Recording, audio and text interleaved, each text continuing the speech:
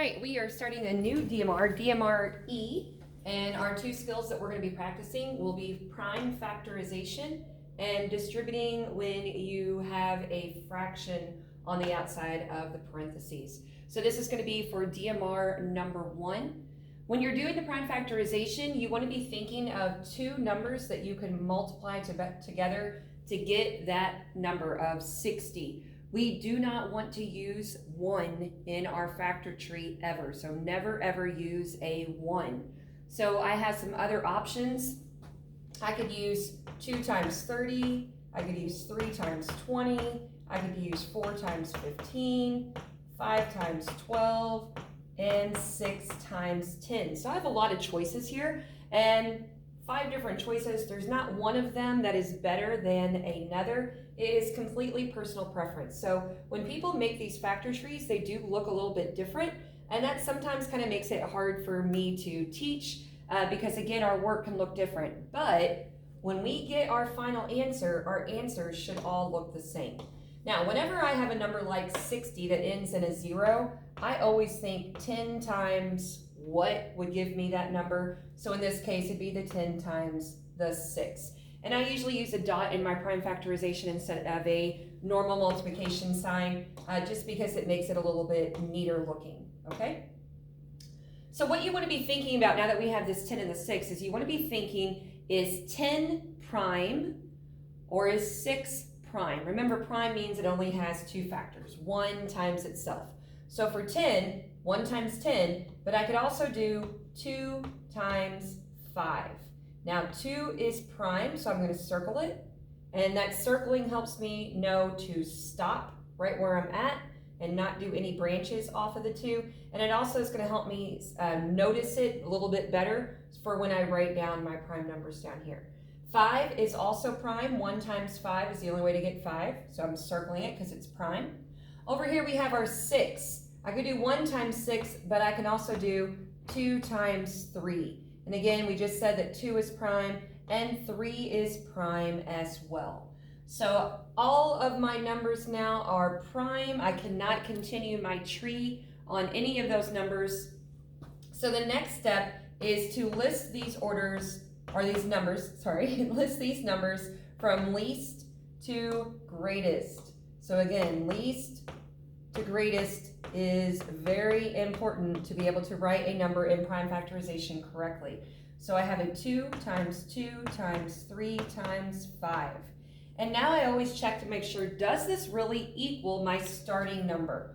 2 times 2 is 4, 4 times 3 is 12, and 12 times 5 is 60. So I know I'm good. All right, the very last step is to write your prime factorization using exponents if possible. And whenever you have a prime number that repeats more than one time, you can write that with an exponent. So 2 times 2 can be written as 2 to the second power times 3 times 5. So again, regardless of what your tree looks like, we had a lot of different options on a tree, we should still have ended up with these same 4 factors, and we would write our answer like this. All right, moving over to the 45.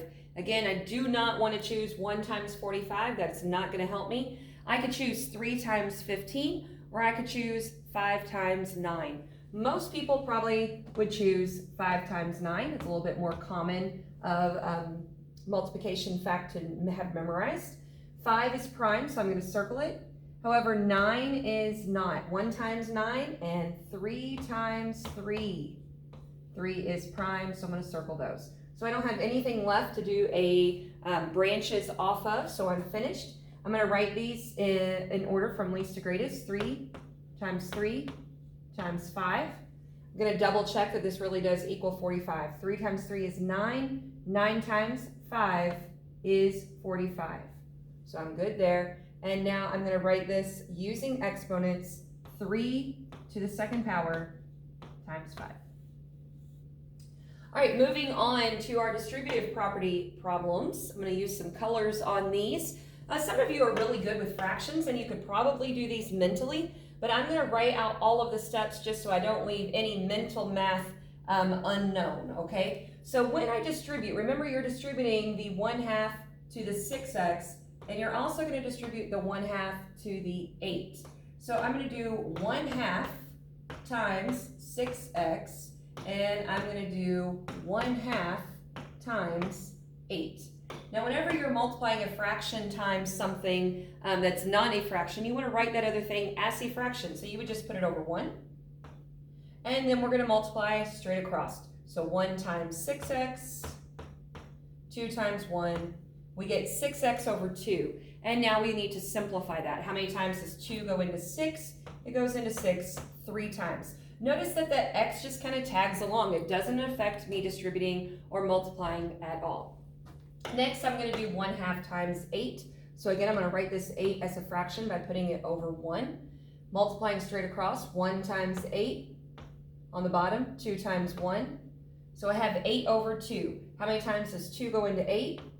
4 times. So I'm left with these two terms, 3x and a 4. Half of 6x is 3x. Half of 8 is 4. Makes sense. All right, the very last thing is, in here, I need a plus or a minus sign. Always, a plus or a minus sign. And I'm going to look up here, and I see, oh, there's a plus sign. So I'm going to bring it straight down into my final answer. All right, moving on to number 4, same process, but we are going to find 1/3 of these numbers. So I'm going to do 1/3 of 15x, and I'm going to do 1/3 of 9.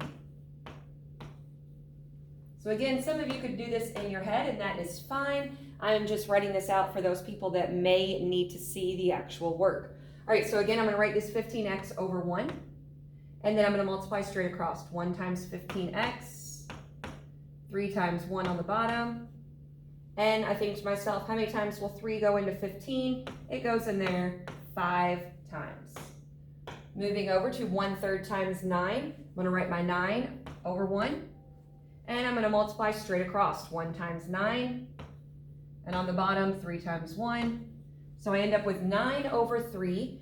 3 goes into 9 3 times. So those are my two terms, 5x and 3. Then I'm going to look up here, there's a minus sign. I'm going to bring that minus sign straight down into my final answer. So that is the end of DMR number 1.